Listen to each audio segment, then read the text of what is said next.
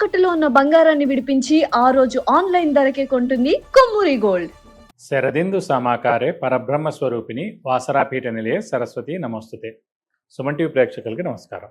ఈరోజు మనం ద్వాదశ రాశుల్లో నవగ్రహాలు జూలై మాసంలో ఎక్కడ ఉన్నాయో తెలుసుకుందాం.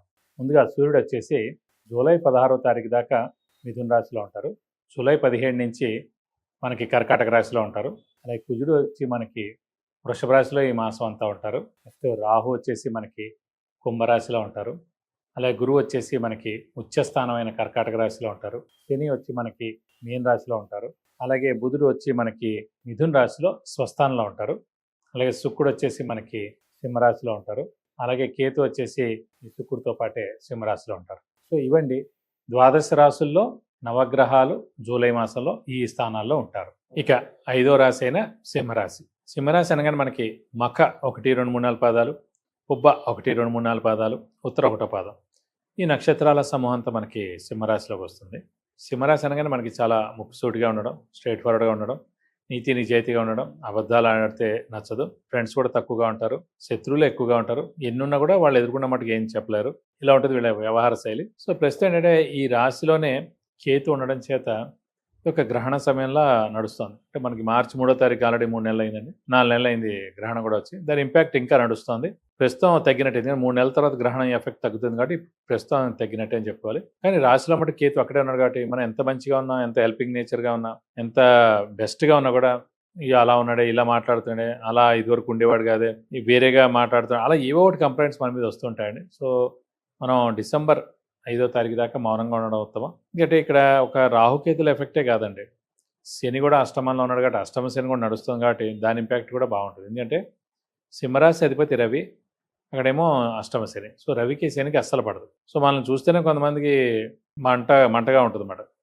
అంటే మన నీతి నిజాయితీ ఉన్నాం, కరెక్ట్గా ఉన్నాం, లేకపోతే ఎందుకు ఉన్నాం అని కాదు, బాగుపడుతున్నాం, సక్సెస్ అయ్యామని తెలియదు, కానీ కొంతమందికి మండుతూ ఉంటుంది. సో ఇలాంటి అష్టమ శని ఎఫెక్ట్ నడుస్తున్నప్పుడు ఇంకా చాలామందికి ఎక్కువగా మండుతూ ఉంటుంది అన్నమాట. కాబట్టి అందుకే మనం మౌనంగా ఉండడం ఉత్తమం. ఏదైనా సరే ముక్కుసూటిగా చెప్పకుండా కొంచెంసేపు కామ్ అయిపోవడం ఉత్తమం. లేదా అలాంటి చర్చల్లో మనం పాల్గొకపోవడం ఉత్తమం. అనుకుంటారు మాట్లాడలేదు, లేకపోతే పొగరు వచ్చింది, అది అలా ఉండడం ఉత్తమం. అంతేగాని మీరు ఏదైనా మాట్లాడితే మన అది అగ్నికి ఆజ్యం పోసినట్టు అయిపోతుందన్నమాట. అష్టమశని ఎఫెక్ట్ ప్లస్ గ్రహణ సమయం లాంటిది మన రాశిలో కేతు ఉండడం చేత. కాబట్టి డిసెంబర్ 5 దాకా మనం ప్రశాంతంగా ఉంటే అన్ని విధాలు కూడా మనకి సెట్ అవుతుందని చెప్పుకోవచ్చు. ఈ అష్టమశని ఎఫెక్ట్ తోటి ప్లస్ వ్యయస్థానంలో మెయిన్గా గురువు కూడా ఉన్నాడండి. అంటే 2, 5, 7, 9, 11 అయితే మంచిది. 12వ స్థానంలో ఉండి పైగా ఖర్చు స్థానంలో ఉన్నాడు కాబట్టి మంచి ఖర్చులే చేస్తారు. ఎందుకంటే శుభగ్రహమే వ్యయ స్థానంలో ఉన్నాడు కాబట్టి. ప్రస్తుతం గురుబలం కూడా తక్కువగా ఉంది కాబట్టి మౌనంగా ఉండడం ఉత్తమం. వ్యాపారస్తులకు మెయిన్గా మటుకు ఆచితూచి మెలగాలి మీరు. సో ఎక్స్పాన్షన్ జోలికి వెళ్ళకండి, కొత్త వ్యాపారం స్టార్ట్ చేయకండి, క్రెడిట్స్ తక్కువగా ఇవ్వండి, షూరిటీస్ పెట్టకండి, స్పెక్యులేషన్ జోలికి వెళ్ళకండి. అలాగే ఇంట్లో పెద్దవాళ్ళు చిన్నపిల్లల ఆరోగ్యం విషయంలో జాగ్రత్త వహించాలి. గృహిణులకి మానసిక ఒత్తిడి బాగా పెరుగుతుంది. అనవసరమైన వృధా ఖర్చులు కూడా ఒక్కొక్కసారి అవుతూ ఉంటాయి. ప్రస్తుతం మటుకు అదృష్టకారకుడు, యోగకారకుడు, లక్ ఫేవర్ చేసే గ్రహమైన కుజుడు మటుకు భాగ్యస్థానంలో చాలా బాగున్నాడు, స్వస్థానంలో ఉన్నాడు కాబట్టి అదృష్టం మటుకు బాగానే ఉంటుందని చెప్పుకోవచ్చు ఈ మాసం అంతా. సో అష్టమశని ఎఫెక్ట్ అయినా గురుబలం లేకపోయినా కూడా అదృష్టం బాగుంది కాబట్టి ఈ నెలలు కూడా చాలా బాగుంటుందని చెప్పుకోవాలి. ఇది కాకుండా శ్రమ, కాలం, ధనం వ్యర్థం అవడం, అవసరానికి డబ్బులు సమకూరకపోవడం, రావాల్సిన బాకీలు వసూలు అవ్వకపోవడం, బాగా ఖర్చులు పెరిగిపోవడం, ఇవన్నీ కూడా జరుగుతూ ఉంటాయి. అపనిందలు కూడా పాలవాల్సి ఉంటుంది. సో మధ్యవర్తిత్వం మటుకు అస్సలు వహించకండి, షూరిటీ జోలికి వెళ్ళకండి, స్పెక్యులేషన్స్ కలిసి రావు. సో ఇలా ఉంటుంది మీ వ్యవహారం అంతా ఈ మాసం అంతా. స్థానచలనం అనేది తప్పకుండా ఉందండి, ఎందుకంటే అష్టమశని నడుస్తుంది మెయిన్గా. సో అష్టమశని అంటేనే తప్పకుండా స్థానచలనం. సో ఇల్లు మార్పు కానీ, ఉద్యోగ మార్పు కానీ, ట్రాన్స్ఫర్ అవడం కానీ, లేదంటే వేరే ఊర్లో జాబ్ ఎత్తుకోవడం కానీ, లేదా డిపార్ట్మెంటల్ చేంజ్ కానీ, లేదా బిల్డింగ్ మారడం కానీ, ఏదో ఒకటి సీట్ మారడం కానీ తప్పకుండా ఉండేందుకు అవకాశాలు ఎక్కువగా ఉన్నాయి. అలా అవుతేనే మంచిది, ఎందుకంటే గ్రహాలతో పాటు మనం సంచరించాలండి. ఎందుకంటే ఇప్పుడు అయ్యో నేను ట్రాన్స్ఫర్ అయ్యాను, పిల్లలు దూరంగా ఉన్నాను, లేకపోతే పేరెంట్స్ దూరం ఉన్నా అనుకుంటారు. సో ఇప్పుడు మనం వెళ్ళలేదనుకోండి, ఒక కష్ట సమయం వస్తుందన్నమాట. అప్పుడు ఖచ్చితంగా మీరు వెళ్ళకపోతే ఉద్యోగం పోతుంది, ఉద్యోగం రిజైన్ చేయాలి అనే వర్డ్ వస్తుందన్నమాట. సో అప్పుడు వెళ్ళడం ఇంకా కష్టం అవుతుందన్నమాట. సో గ్రహాలతో పాటు మనం కూడా సంచరిస్తే మన అష్టమశని నడుస్తుంది కాబట్టి మనకి మంచి చేకూరుతుంది.